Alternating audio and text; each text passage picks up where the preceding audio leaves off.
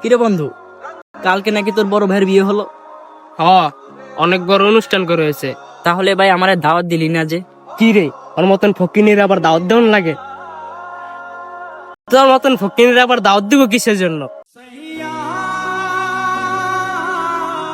তোর মতন গরিবের ছেলে দাওয়াত দিয়ে কি আমাদের মান সম্মান কমাবো বেটা?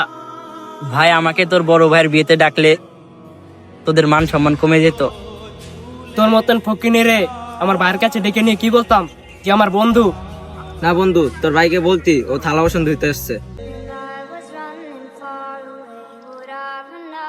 থাক বন্ধু, আমার জন্য আর তোদের মান সম্মান হারাতে হবে না।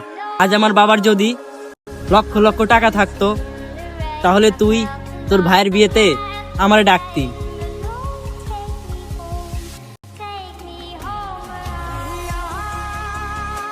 আজ আমার একটা যদি বাইক থাকতো তাহলে তোর ভাইয়ের বিয়েতে আমারে ডাকতি।